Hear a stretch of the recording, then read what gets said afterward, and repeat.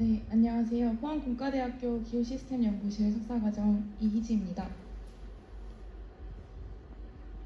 제가 오늘 물리세션 마지막 발표를 이제 맡게 되었는데 늦은 시간까지 자리에 앉아서 이렇게 발표를 경청해 주셔서 정말 감사합니다. 저는 오늘 미래 기후의 그 해양 탄소 순환에 있어서 북대서양이 점점 흡수 능력을 잃어가는 일명 카본 업테이크 홀을 보이는 특이한 현상이 어떻게 일어나는지에 대해서 발표하고자 합니다.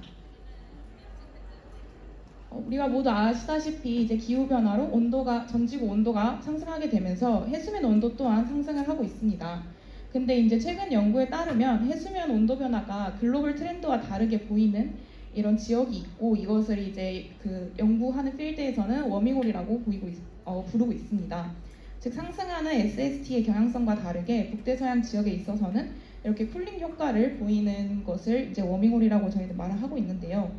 이런 관점에서 봤을 때 기후변화로 발생하는 인위적 CO2를 현재 바다가 굉장히 많이 지금 흡수를 하고 있습니다. 한 30% 정도 흡수를 하면서 카본의 저수지 역할을 하고 있다라는 이제 말을 하고 있는데, 워밍홀과 같이 만약에 미래 기후에도 있어서 이런 글로벌 트렌드와 반대되는 양상을 가진 만약에 탄소 흡수를 하지 못하는 지역이 있지 않을까라는 생각을 해보게 되었습니다. 그래서 만약 카본 업테이크 홀이 발생하게 된다면 미래 탄소 순환에 큰 영향을 미칠 것이라 생각을 했기 때문에 저는 이런 CO2 업테이크 홀이라는 것이 존재할 수 있을지를 생각하면서 연구를 진행해 보았습니다. 현재 대기 중으로 방출되는 인위적 이산화탄소를 전지구 대양에서 이렇게 흡수를 하고 있는데, 그 중에서도 이제 북대서양이 가장 많은 CO2를 흡수를 하고 있습니다. 이는 이 지역의 낮은 SST와 더불어서 강한 침강이 있는 디컨벡션이 위치하고 있는 지역이기 때문에 CO2 흡수에 굉장히 용이한 환경을 가지고 있습니다. 근데 이제 그러나 미래 기후가 되면서 북대서양 지역 자체가 다른 지역들에 비해서 굉장히 여러 환경적 요소들의 예측 불확실성이 이제 크다고 알려져 있는데요. 특히 이 지역은 이제 대서양 자오선 역전 순환인 저희가 알고 있는 에이막이 존재하는 지역으로서 에이막을 예측하는데 미래의 큰 불확실성이 이 지역의 이제 해양 탄소 순환을 비롯해서 다양한 요소들의 불확실성을 이렇게 높이고 있습니다. 선행 연구들에 의하면 이런 에이막이 약화되면서 미래의 북대서양의 탄소 흡수가 감소할 것이다 라는 이제 예측도 하고 있고, 하지만 여전히 이제 이런 탄소 흡수가 어떻게 변할 것인지 북대서양 지역에서 이런 불확실성은 크기 때문에 북대서양의 미래 탄소 순환을 정확히 이해하는 데에는 어려움이 존재하고 있습니다. 따라서 저는 이번에 3가지 미래 기후 적분 실험을 통해서 기후 변화 아래에 북대서양의 탄소 순환 변화가 어떻게 이루어지고 있는지를 살펴보았습니다. 저희 연구실에서는 3가지 기후변화 실험을 진행을 했는데요. 인위적인 CO2 배출량 실험으로서 지구 시스템 모형 중 하나인 CESM2 모델을 이용해서 3가지 실험을 설계를 했습니다. 기준이 되는 실험은 바로 SSP585 시나리오의 배출량 속도를 모방한 이제 EXP1이라고 명칭을 하였고요. 이 EXP1을 기준으로 이제 0.5배 그리고 1.5배의 속도를 곱하여서 2가지 실험을 추가적으로 더 진행을 하였습니다. 그리고 이제 0.5 실험의 경우에 있어서는 0.5배 실험의 경우 가장 배출량 속도가 느리기 때문에 좀 더 명확한 글로벌 워밍 현상을 보기 위해서 50년을 추가로 더 돌렸습니다. 이제 이 옆에 있는 이 CO2 컨센트레이션은 이 엔트로포제닉 CO2 이미션에 따른 대기 중의 CO2 컨센트레이션 반응인데, 가장 빠르게 이미션을 배출한 실험일수록 가장 높은 CO2 농도값을 가지고 있는 것을 확인할 수가 있었습니다.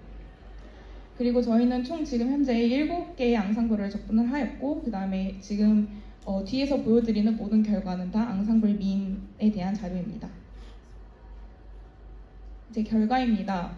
실험에 따른 해양 탄소 변화는 이제 저희가 보통 ARC CO2 플럭스라고 해서 얼마나 해양으로 이제 CO2가 들어오는지를 이제 평가를 하게 되는데요. 일단 그 중에서도 3가지 실험 다 동일한 공간 패턴을 보였는데, 그 중에서도 이제 대표적으로 1.5 실험인 그 가장 빠른 실험을 대표적으로 가지고 왔습니다. 이 공간 부퍼는 이제 ARC CO2 플럭스의 마지막 20년을 평균을 한 변화량이고요. 그렇게 보았을 때 여기서 보이는 이 네거티브 음수는 이제 해양이 대기 중에 있는 CO2를 흡수를 하고 있다라는 의미를 가지고 있고, 그 다음에 양수는 이제 배출을 한다, 솔스의 역할을 한다라는 의미를 가지고 있습니다. 그랬을 때 이제 마지막 20년 평균 변화량을 보게 되면 대부분 해양이 이제 초기 대비 흡수가 강해지는 이 싱크의 역할을 하고 있는 것을 볼 수가 있습니다. 여기서도 이제 템포럴 에볼루션을 보게 될 경우에 글로벌이나 아니면 트로픽스 부분 아니면 이제 남위 40도 이상의 부분에 있어서도 계속해서 이제 음수가 강해지는 이 싱크가 강해지는 모습을 볼 수가 있습니다. 그러나 이제 저희가 흡수가 강해지는 다른 지역들과 달리 이제 이 변화량을 보면 굉장히 빨간 지역을 찾아볼 수가 있는데 이 지역이 이제 북대서양의 아극 지역, 즉 SPNA 지역이라고 굉장히 아노멀러스한 9개 싱이 나타나는 형태를 보여주고 있습니다. 이는 즉 미래 기후가 갈수록 더 흡수를 하지 못하고 CO2 업테이크가 약화되는 현상을 의미를 하는데요. 따라서 이 지역에 대해서 이렇게 템포럴 에볼루션을 또 보게 됐을 때 다른 지역들과 어느 시점까지는 계속해서 CO2가 흡수를 하고 있지만 어느 일정 순간이 지난 이후부터는 리바운드가 되면서 굉장히 흡수가 약해지는 모습을 보이고 있습니다. 즉 이제 이렇게 흡수가 계속해서 약해지는 이 현상에 대해서 이제 저희는 흡수 구멍, 즉 CO2 업테이크 홀이라고 명명을 하였고 이 CO2 업테이크 홀이 어떻게 일어나는지에 대해서 뒤에서 이제 메커니즘을 분석해 보았습니다. 먼저 이제 에어시 CO2 플럭스를 그러면 어떻게 표현을 할 수 있냐라고 했을 때 대부분 관측값도 그렇고 이제 모델값에 있어서도 총 4가지의 그 환경적 요인 임자의 텀으로 구성이 되어 있습니다. 그 중에서 이제 대부분 이제 특정 지역이나 계절적으로는 다른 환경 요소의 영향을 받을 수도 있지만은 이제 대부분은 이제 분압차인 이 DPCO2 해양과 그 다음에 대기의 분압차에 의해서 이 플럭스가 결정이 되게 됩니다. 그리고 이제 저희 연구에서는 대기 중 CO2 분압을 확인을 했을 때는 저희가 CO2 이미션을 방출을 했기 때문에 큰 차이를 스페셜 디스트리뷰션을 보이지 않았기 때문에 결국에는 이제 이 DPCO2 두 개의 분압차를 크게 결정하는 요소가 해양 분압이라고 생각을 하였습니다.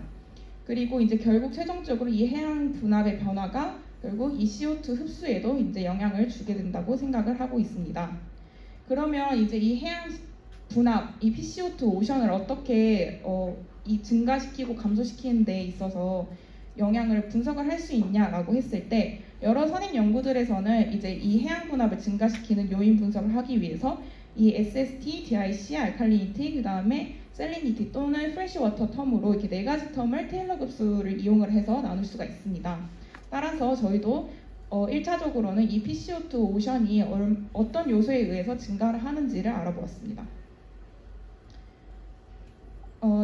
PCO2 디컴포지션 결과입니다. 여기서 보시는 것과 같이 이제 대표적으로 글로벌과 그 다음에 저희가 타깃 지역인 SPNA 두 지역을 가지고 왔을 때 이제 글로벌뿐만 아니라 다른 모든 전지구 해양에서 이 검은색이 이제 해양의 PCO2 변화인데 시간에 따라서 굉장히 DIC가 분압을 증가시키는 데 있어서 큰 역할을 하고 있다는 것이 밝혀졌습니다. 그리고 이는 이제 다른 선행 연구의 결과와도 일치함을 확인을 하였습니다.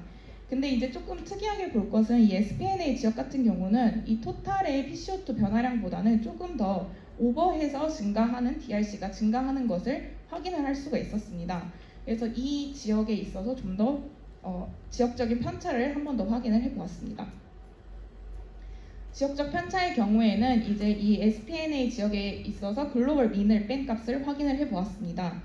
그렇게 됐을 때 이 검은색 라인이 이제 PCO2의 변화를 의미를 하는데 해양의 PCO2가 처음에는 이 글로벌과는 큰 차이가 없다가 어느 순간부터 이 SPNA 지역에 있어서 글로벌 대비 더 빠른 이제 PCO2 분압의 증가가 보이는 것을 확인할 수 있었습니다. 그리고 이 PCO2의 분압을 증가시키는 데 있어서는 굉장히 도드라지게 보이는 이 DIC의 증가, 즉 글로벌보다 더 이 SPNA 지역에서 표층의 DIC가 분압을 증가시키는 데 기여한다는 것을 볼 수가 있었습니다. 그리고 특히 이제 글로벌과 별 차이가 없다가 갑자기 차이가 급격하게 커지는 이 시점에 있어서 DIC가 굉장히 큰 어브럽트한 인크리징을 보이는 것을 알 수가 있었고 이 지역이 이제 대략 저희가 앞에서 정의했던 리바운드가 시작되는 타이밍이랑 일치하는 것을 확인할 수가 있었습니다. 그래서 결국에 전지구보다 이 SPNA 표층에서 일어나는 DIC의 농도의 급격한 증가가 결국에는 이 PCO2의 증가를 일으킨다는 것을 확인을 하였습니다. 그러면 왜 SPNA 지역에서 더 DRC가 전 지구보다 증가를 하냐라는 것을 알아보기 위해서는 이제 DRC의 먼저 레티튜드란 분포에 대해서 알아보았습니다. 우에달에 따르면 위도에 따라서 이렇게 DRC는 용해도가 더 좋은 고위도 지역에서 많이 분포를 하고 있습니다. 근데 이제 SPNA 지역을 보면 상대적으로 덜 높은 DRC 값을 가지게 되는데요. 이는 이제 저희가 관측도 그렇고 이 지금 쉐이딩 같은 경우는 저희 연구에서 초기에 믹스레이어 3월에 클라이메톨로지를 가져온 값인데 1000m 이상의 값만 뽑았을 때 이렇게 라브라도시와 그 다음에 어밍거시 근처에서 1000m 이상의 혼합층을 가진 디컨벡션이 존재한다는 것을 확인을 하였습니다. 그렇기 때문에 이 디컨벡션이 결국에는 표층에 있는 DRC를 심층으로 전달을 함으로써 이제 표층의 DRC 농도값을 줄여주기 때문에 상대적으로는 이제 조금 덜 높은 DRC의 농도값을 위도적으로 갖게 되고 그 다음에 더 많은 인벤토리로 저장을 현재 기후에서는 하고 있는 것이었습니다. 그렇지만 이제 이런 저희가 이제 봤을 때 A막의 스트렝스 같은 경우에는 지금 계속해서 그 초기부터 이제 모든 새 실험에서 감소를 하고 있는데 이런 DRC의 메리디오널 그레디엔트에 따르면 미래 기후의 A막이 이렇게 약화가 되면서 이런 서브트로픽스에서 낮은 값의 DRC를 전달하면서 SPNA 지역의 DRC를 증가시킬 수 있는 어느 한 증폭 요인이 될 수도 있다고 생각을 했습니다. 하지만 이제 아까처럼 그렇게 굉장히 어브럽트한 플럭추에이션을 가질 수 있는 그 DRC를 더 증가시킬 수 있는 SPNA 지역에서의 더 확실하고 특별한 물리적 요소가 더 추가적으로 있을 것이라고 생각을 해서 이제 이 디컨벡션이 어떻게 과연 변하는지에 대해 확인을 해보았습니다. 여기서 먼저 보시면 이 검은색 라인이 이제 저희가 앞서 정의한 1000m 이상의 혼합층을 나타낸 즉 이제 디컨벡션의 변화입니다. 세 가지 실험을 다 가지고 왔는데요. 흥미롭게도 이제 세 실험에서 모두 이렇게 디컨벡션이 계속해서 감소를 하다가 일정 시점이 되면 이제 셧다운이 되는 현상을 보이고 있습니다. 이렇게 셧다운이 되면서 이 쉐이딩의 경우에는 전체 칼럼의 민을 DRC의 민을 뺀 SPNA 지역을 나타낸 것인데 원래 보통으로는 이렇게 계속 믹싱이 일어나고 있기 때문에 심층의 DRC가 더 많이 분포를 하다가 이렇게 컨벡션이 일정 수준 멈춤과 동시에 굉장히 빠르게 어큐뮬레이션이 되는 현상을 볼 수가 있게 되었습니다. 최종적으로 이제 저희가 각 변수끼리의 관계성을 보았을 때 굉장히 비선형적인 관계를 보이고 있었는데요.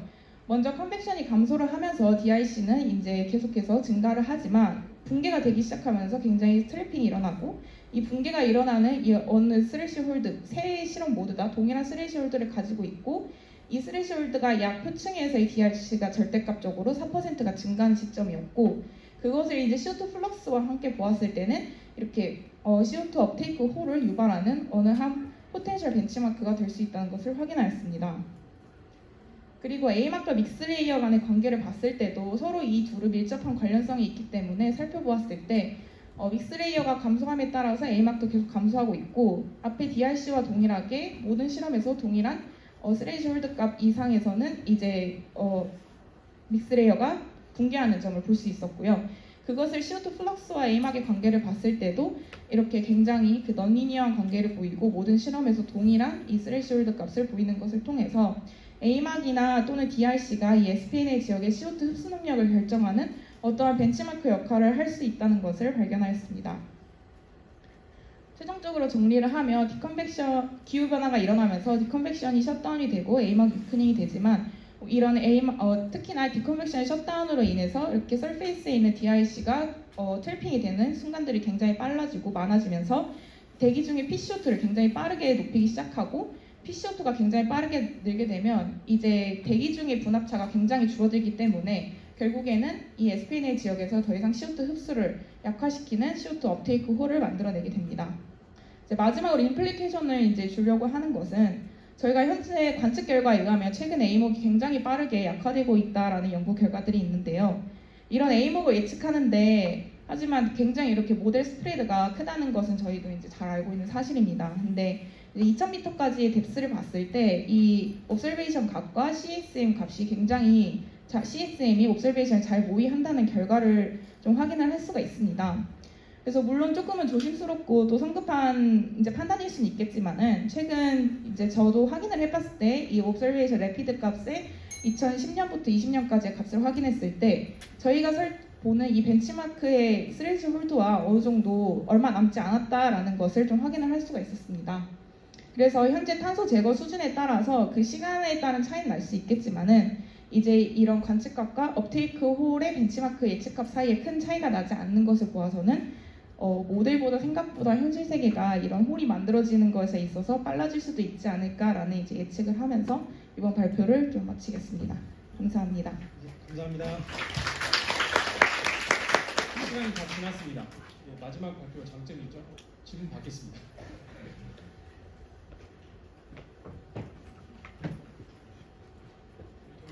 뒤에 질문 있으신가요? 임용기 박사. 네, 발표 잘 들었습니다. 그 혹시 마지막 부분에서 Amap 네. 스레스홀드를 말씀해 주셨는데 혹시 저희가 셀리티브 Amap의 변화를 컨스트레인을 할 수 있잖아요. 네네. 그래서 혹시 셀리티로 Amap 스트레스를 컨스트레인하면 CO2 그 테이크 홀의